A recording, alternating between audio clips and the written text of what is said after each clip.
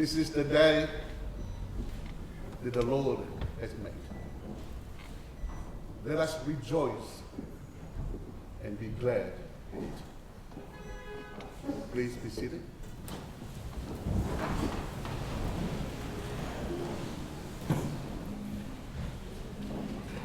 Raina, o tau whatata mai i he ao o tua mawhini, ki tau whamoni ki he mari a Flise Langi, tau maa ana manu mafua.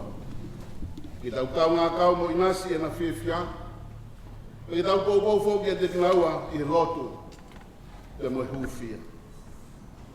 Whawhetai ke Sihova he kulele ia, he tolonga o tae ngaka, e ni alo o whako. Koe ni aha ko whotu e Sihova ki tau whiwhia mo haka ai. He koe otua ko ofa ia, unau dolo unau nofo i he ofa ko ia. Unau nofo ki he otua. Te kutoka e lau maari ofa e otua i he loto whare ko ia. Kore mo ki tau kamata ki tau otu ko me whawhita o i ahon. Tau hi i he hiwa i he nimangi i he whange au ua furu o i he mi whaua noa. Mana tu e ka ki tau hiwa. Wau ke ki ngumu whangarong te. Koe mo pia te te mahiwa ki noa. Si koe ko kea i loto kāleri le fuaha i hera i hini o e eiki. Le kai koe whawhanga pe whai o mahaki. Ka koe kātoanga koe whai pe o mahi.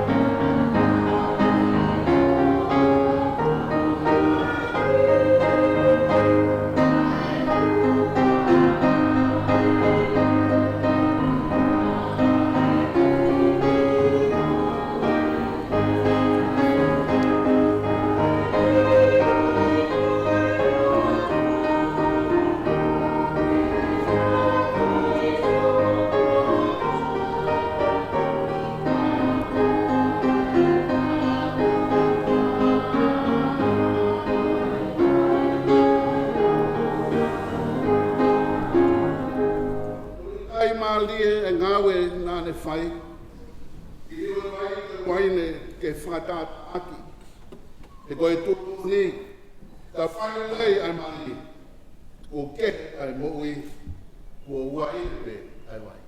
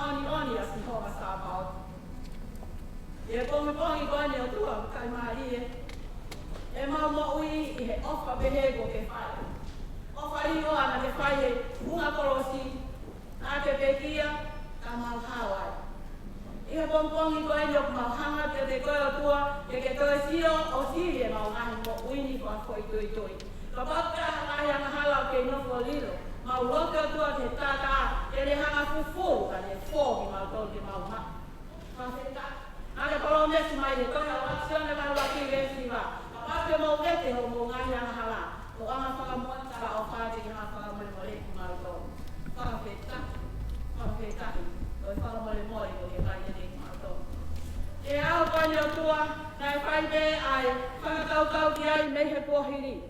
Koe whakatūtū ai tangata, ka koe whakahoko he awhiona o mau fie ai I he pōpōhi koe ni. Mau hanga te koe o tua. Koe ia koe amanaki whau ai family whao koe ni, a Felice ka pehe whoki ana mani.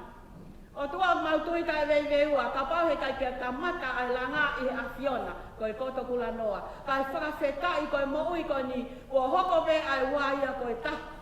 E whawhetā I koe ulaki mana e awhiona, na e mana ia I he ha, I he taani nei whai I kena I tāleri. Whawhetā o tua mau roto atia te koe. Koe mana I ni, o mai koe ai wā ke hoko pe o taha. Whawhetā o tua mau roto atia o lau maani e maa koni. Ki polo kalama koe ni ko whakatūtū, mau hanga atia te koe, ke hanga koe o tua, o whakatūtū mai ka te mātou. Koe o mo whamili e, he kai ke mau lau ni ngoa, he koe o tua to kai mana. O whawhetai he ni o tua, e ke ngata pe I he onga whamiri, o ki ai he ni hawhai whetau. Mau hanga te te koe, whaitā pe tina. Asi ka inga maheni ko toa pe o tua, mau lotua ki ke hanga whaitā pe tina whataha ki mau tōru. Dear God, our most loving Heavenly Father, we come before you, dear God, for those who have not speaking our language in common. I pray that you bless them abundantly. We are so happy they join us to make this day a special for Felicity and also Anna. I pray that God that you bless all our families, bless all our friends, dear God. And I pray that God, we thank you and submit everything to you. Help us, dear God, to have a great day today, knowing that we start this family here as we start with you. Dear God, we thank you and we are just so pleased to say that we love you. Thank you for loving us. Help us to love you more. In Jesus' name I pray. Amen. Amen. The whole declarations of purpose. Koe mari, koe me ofai o tua. Pe ku whātātāia ki he ne keresi. I he no nofu mari o ku tauinasa I he whiawhia whakautoa. Aia kohono I misina e ngāhia I ki taua. Ai tangata aba mai whiwhine. Koe mari whaka ku whatuia I he natura ofai o tua. Pa mai kovinani te ko tau whai pe mu kalaisi. E koe nanofo ai huse pani te mo wai whi. Koe bau ke whai ai whiawho whani. Ke koe whetahui aki o whanānaia ke ofa o whai kalaisi ki hono siasi. E wharisi, o maa ana mani. O kuna kamata mo lalaka ha mo ui whaou he ahono. O lalanga mo whakahoko e he otua pe ko whai tāpe kina ki nā wai kalaisi. Ko iai he na mari tau tui o tau I heni ke whakakakato e tamunga a fisi mua ai otua. I he toenga au e na mo ui. Tau tui koe ahoni, ku tau whakawai ai best for all. I he mo ui, a whilis langi tau mā ana manu mafua I he ahoni. Tari mā whana ki mo ui, whilis, o mana maha. I kuawha I tamai, o me ala, o me lau mai lia maa. So tawangi he otua. Ki hoko e aho e ni. O toka he ni huno lau mai. O whakahoko ki mua. Ki hoko o mo loti wharepi. O ke tani. Ki rata ki a eiki.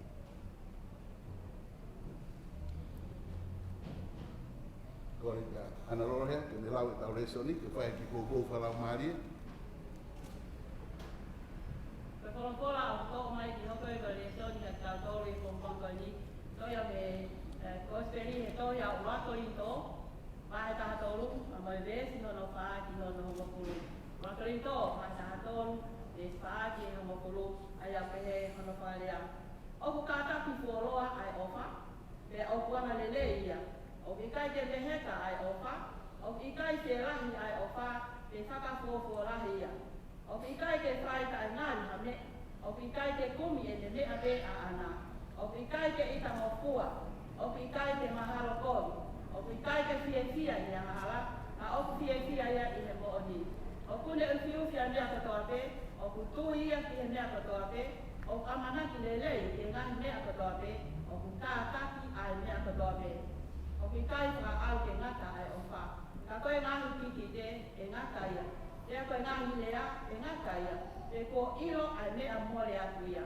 E oku tau ilo, whakakonga pe, e a kikite whakakonga pe. E a oka hoko sia ia, oku hao haoa, e mua le atu aia, oku whakakonga pe. Ngakaia koe kola.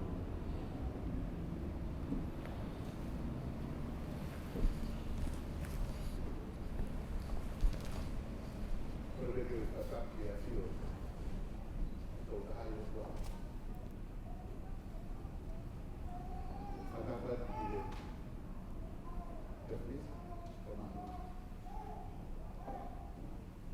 Whakapati ke whanala o kārawa. Te heke tungi karanibang ko eiki. Kei whakapati. Te heke. Kau nawai nā whakapati. Pai whunu. Whakapati he kau whakau. Kau kau eiki ko mea hene. Kau whakapati he nārari ko la hon. Kau whakapati he eiki māma. Kau mea kau mai o whāngi. Kau tui pe a honi pe hapa whiwhi. Kau heni pe whakahoko ai o whāngi pe ke kau koe rau pe whāngi pe e ua kau poku pe whāngi pe ta. Te ose kau kātana. O whiwhi ara e rito i he maa whanga mare pe ni. Ke watu ai o watu tala munu koe. E me te au whakataki o munu. Ke ne ngāwe e ki rotua. Ka hoko, e nau ma hoini, e mo programa ma hoini hoko. Ka neo ea tau whiwhia tu tō pe, toki lau tēne a honi ka kō kai na rōko te mo. Ka tau whiwhia ke lawe na nū ke tā whaka o i nāsai, tau whiwhia lahi, o mo whiwhia nā rai. Koe o wha te tahai i ka reina mahuina i kōspe. Ka te takana i kōspe rin tā noa kia sara e tō ubi taha nohi nai ofo te he ai otu anu. Koe nā ne whaaki mo hara tō pe tahi. Ko ia tō pe kui pitai ke te ia ke koua nā auha. Kai mako i te tahi. Koe takai mai e kōspe. Tala mai e whora nā me whamasine siwa ia. Ne tuane e kono lakanga i ngani no tuunga otua. Ka ni kapo mai o ai kono tuunga tangata. Ka lama i ke ki ha ke kia ki tau tau. Pa me mate i he mopi.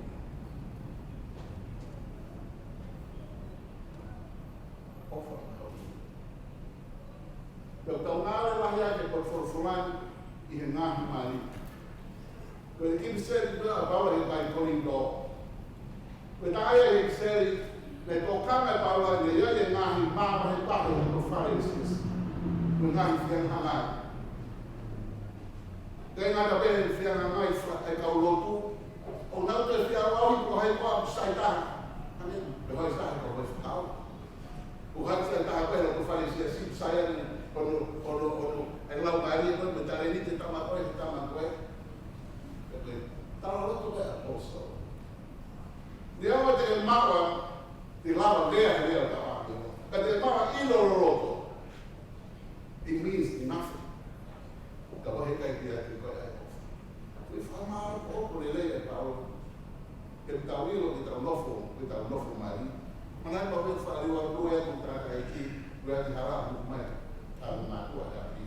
Koe whaaria ni nau kai. Maro e tau apina. Te tau nofu mai. Koe atu mai te kai. Koe na roi mai tau ke hau mātua.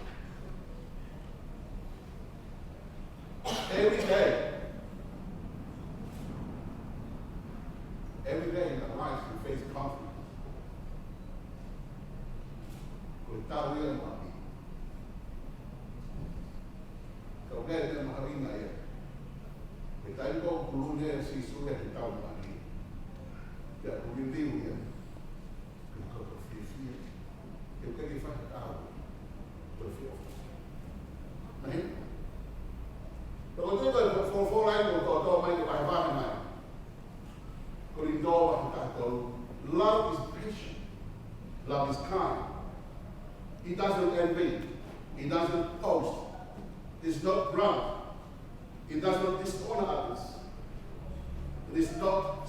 seeking, is not easily angered, is give no record of wrongs. Love does not delight in evil, but rejoice with the truth, and is always protect, always trust, and always hope, and always blessing. What makes me blessed? But how about the power of my family or my Muku? It's kind of kindness. Or if you might get a lot of your life.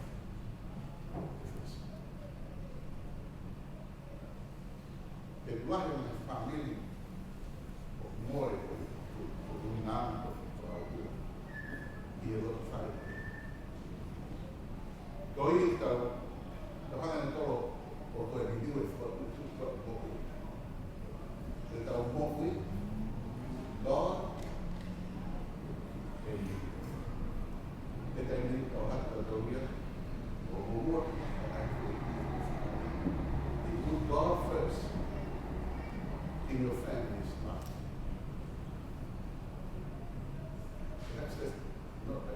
That's the most important things in what we're moving from. Que yaya si su. La verdad yaya si su muy. Que que tú quieres. Que ya me te taula. Ni es pues la mano ya el mo uia y me te off. Pero fa que le hago de fantasía. Pues filia ni no quiere que la offer of te morava como faz o aqui para aqui lá. Porque offer da ada tempo foi uma offer but offers a divine love. There's nothing in this world can destroy that love. Engagelava a família, engagelava a color, engagelava a mamãe bonita vai ter or destroy that love. That is the love that we offer for poor. Because about my family is an offer for you. And God visit a lot of man. I believe your family will be the happiest family. That's what we need to see in your family stuff. Get a hope of family. Loving my mind, I did what was kind of fight and being abused. Women have been abused. We don't want that to happen in our families. Filmando que nos fez lá. Quando dá na frente, ele está louco que faz. Ele lá está mandando a vida. Lembra de falar que ele lá. Porque ela não foi para cá, foi todo. Ela foi aos pés, porque o irmão não fez errado cair na mão. That is how life. O pão que a pouco é bom. E que logo tem louco uma é que ele há o fundo foi off of a rua da lá. Agora a banca não há ainda mais. One man, você vai ver na banca. Listen, porque offer money. Eu detalhe, se eu me até pega o perfil para cá. Dan hier, de kant, de offer money. Of heel de taal denken aan man, of hoe je offer, je verliest. Dan in de taal de offer. That's it. That's what I need to be. And when offer the land is the beginning of your family to weave the love together. Then look how we offer to you, or the land to you, other offer to you. Think that to you, you have to. So why not more money? So I love it when you allow us to allow money. Because my opinion is very much of that.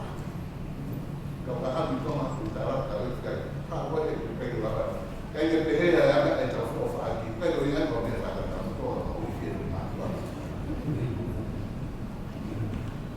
Kau foi mesmo kalau tu, ni tu,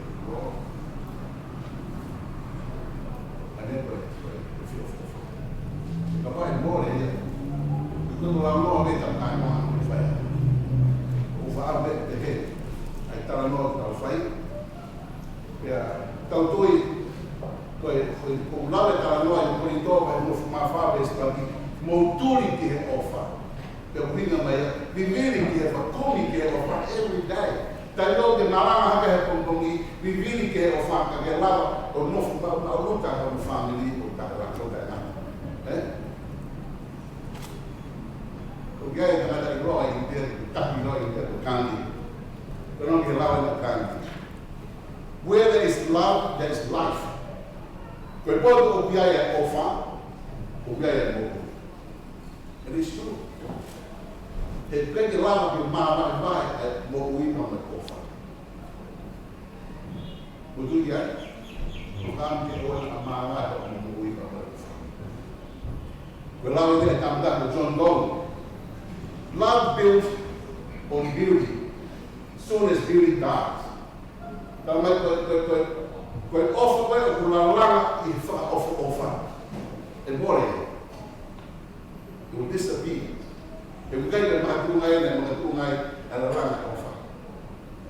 I lau koe, I tau tara noa ho, tau hefo koe beauty o asimai e wha ofa e beauty of face. No. Koe beauty o you have in the Lord from your heart. That is beauty. But if you feel it far off over, and if you feel it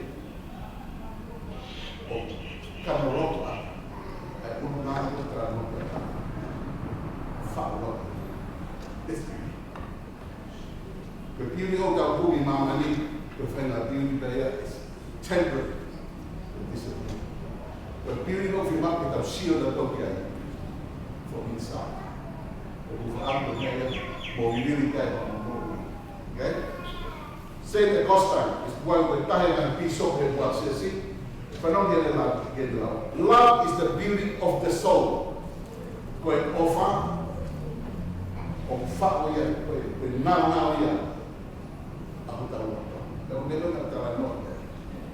que la lana o mokui o ale kai o fa ko e te hana o whahai o urungang tua from inside, not from outside. O whambe e pehe ke uroa o family, at least, no man. We all here together, in all the families, who witnessed to that love that informed your life. Now that love becomes mature, and now we are in front of God's faith. And we are submitting God. God, we're here with these two. They love each other.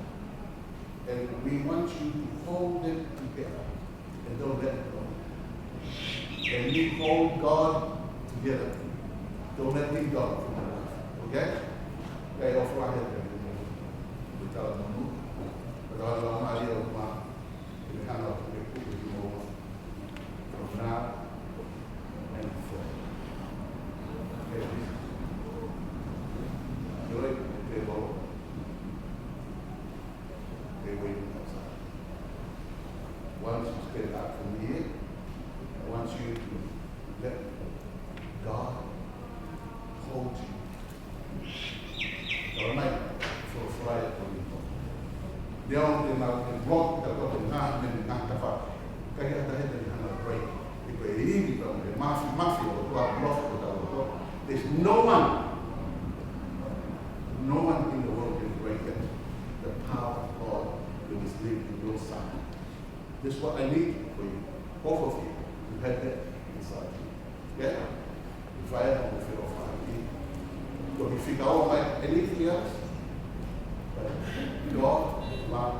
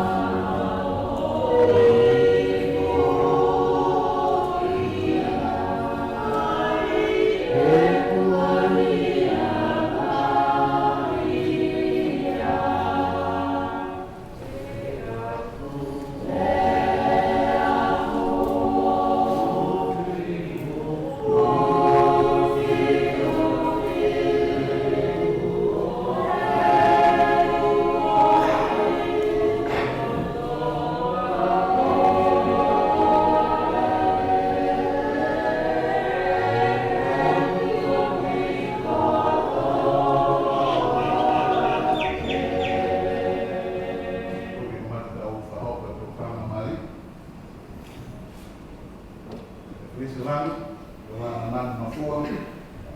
O mutui ko tua ko tataki mo faitao kino, mo ui ki mo he ahoni ki whakahoko ai malini. O matui ki ai.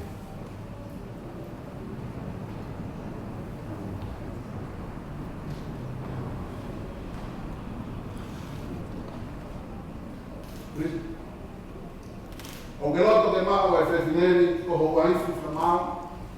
I kuna logo whakataha e whamao mao koni o whakatau ke kūtūne o rua. Te oto ke te ea mo whai whapāpa ke te ea o te tau ia ke i o mahaki mo ne mouri nei. Te ke whuritoa me whine tuto te ka ke nofu koi ke te ea pero watona o kumu whakatou mo ui. O kuloto ia.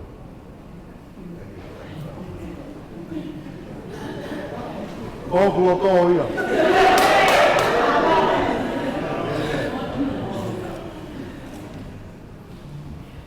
Alaman, mafua. O ke loto ke mau e tangatani ko huse pani ki whamau. I mnofu whakataha i whamau maa koni o whakatau ki he kūtūne o tua. Te ofu ke te ea mo tau whapapa ke te ea. O te tau ia i mahaki mo te mōre rei. Pe te ke whuritoa ki he whine ki tangata ko te ka ki nofu ke te ea pero rotona o mwhakatou mo ui. Koklotoi.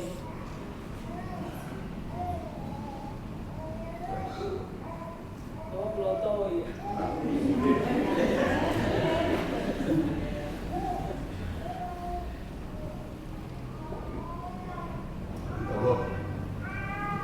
E tua o whaikotoka ma peho o whake te mantau. Pia phone request. Kuhu ke a whai mai ho whufunga o wha. Pia whanisilaki to ma anamani ma fua. Kuna mimeri ke kumi ke ho tāpaki whakau kua. Tuke rao mare maana ni ke ne whakamaro e te kinawa. Ke ne tauri e na fuakawa ko na whai a honi i si a sita mo tamo boy family i e hua whakamai mo awa i rao maari. Kami whai a whakapau. Nanduka e that's it. There's no return back from this point. Okay? Well, O au whiriserani, o omi koe he ahoni, ana man mafua, ke te hop, o puhoa o whanga. Te tauhi koe, i e lerei mo kovu, te tauhi koe, i e masiva mo maumea, te tauhi koe, i e mamahaki mo moui, te tauhi mo ofa ke te koe, kai oua, o mawai ki taua he mata. O whatatau ke tūtūni, o e puakawa he ahoni. Wau ana man mafua. Ko omi koe di selani ke hoko ko kuse pani o kaang. I e ahoni o whai ma waipe. Te tau koe i he lelei mo kovi. I he maomea mo masiva. I he mo i lelei mo mahamaha. Te ofa mo tauhi ke te koe. Kai oua ko whamawai a taua e mati. O whatatau ke tutuuni mo i whakawa o puta whai i e ahoni.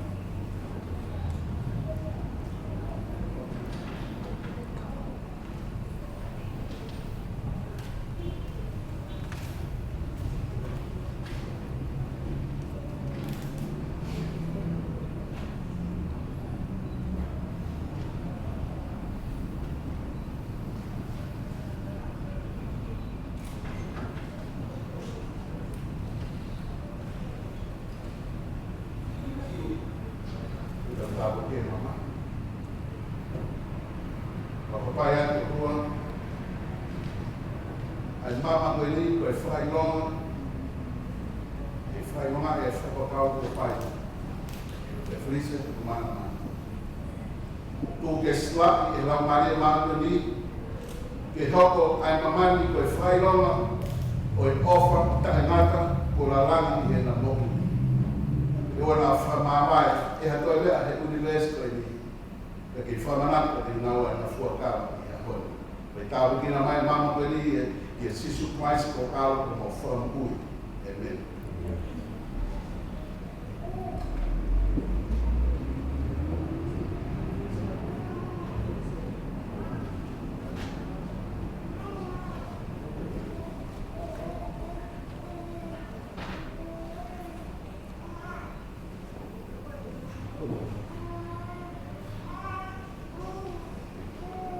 Ana mamafua, koe mama ko ai ki honi manu, koe whakailonga ai e COVID-19, o kawhai e ahori. Ia wawhai tamai, koe alo, koe lau maare maa nori.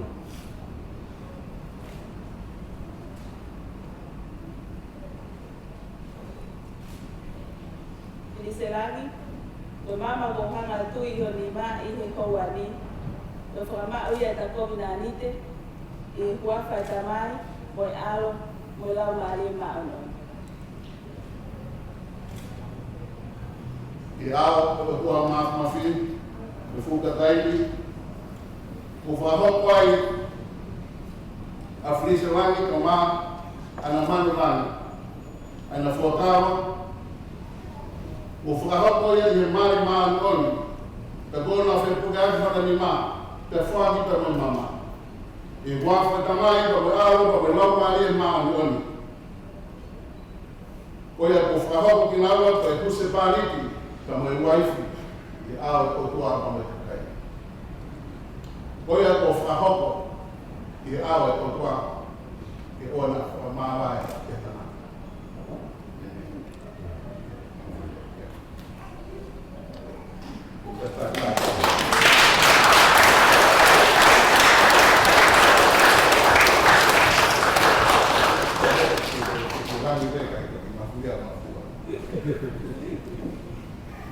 Collecting first cow. So, ang tao kung ito, pinapay ito, kaya tao so, kuha ang bago na sa mga pahiwan, yun, mauupok tayo, yung mga mga buhon na sa mga tawari, tutok, ay buwan, buhon na sa mga tawari, Folang, koe pari, koe whakahia, ai tō ka hai o kua, koe kua, koe mai, koe whanau, koe kua o lau mai maa. Koe whanakau, i mai e whitu so koe kia tu, koe whainga ofa, ka mau. Ahoni ka unu mai ma koe whaamiri, ke mau tome, e kā toa ma fish mua o toka veri no kui. So a perini o mai e faha ia i tō o pama whawhita ia i a hoi ke kātoa ngau ta a hoko a hui ke pama o ta tua tu ke hange koe o fu pamana i maa mani koe maa ka wana e tau e kua a hui ono ko speri o ya ho ko la va mai o fa e pe e a ko to ni te ofa tu amana ka ko na tu ni wa o fa ka na ko ya ko tu e tu a ko ni ofa a pe ko ya te fa le a ma ko ni ya na tua o mau e kuonga ai moto ai waka te tino wau i marama ka tu mua ke hoko ai palo mesio a ko ni ko COVID-19 e ofa te tau ko ni mama ko ni ka o ke so mama ta ko mai sio ai o ni an yo ko mai a ko fo ma ko ke hoko ai mai ko wa ta apa mabai. Ai kalau orang orang apa dia itu irai di toko. Favor di Bavaria para ficar sei com o seu mais um falso. Io poi mai ai che lui ha bisogno là non può fare. Lord, we want to praise you and give you thanks and give you honor. Thank you for that. As we, the family, come together to celebrate the testimony of your lives, we pray for the blessing of this. As today the message of love, the foundations, they make it love, the contract, the endless of the covenant. It is a love that won't. And today let us allow this week that two become one. Not only culture, but living. So I pray for the family of as a community of faith. They will come together and hold them and direct them and help them in a way. Lord, we lift up our lives to you. Thank you for the love, the gift of marriage. Today, the declaration of faith. It is time. It is finished. It is done. And it is to love. That two become one. It is complete. Marriage is a whole. Because Lord, let me always. And all. In Jesus' name we pray. Amen.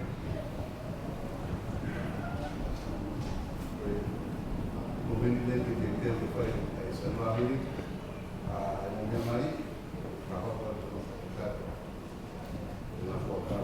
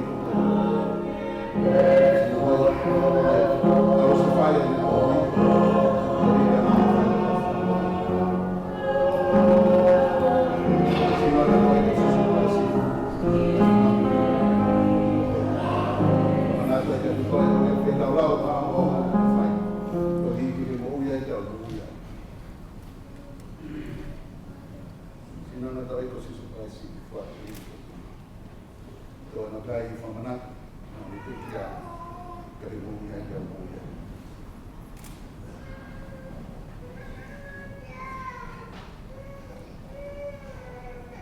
Kalau kita naik dari posisi pasti.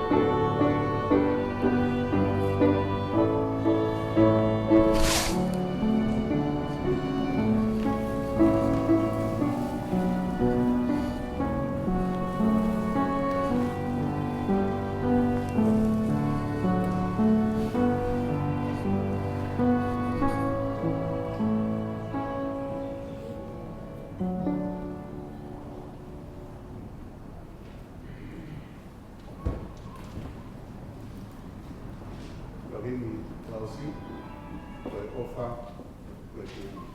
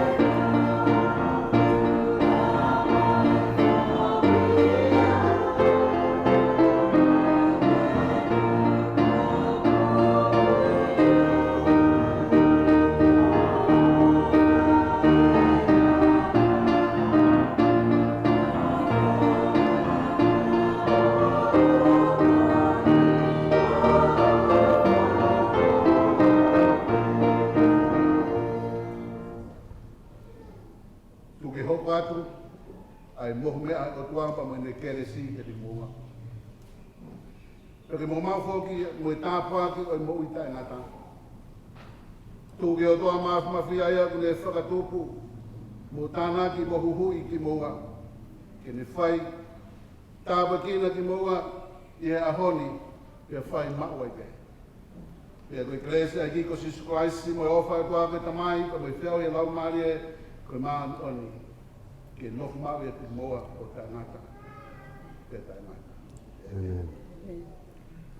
Ke maa loa, o pasi mai,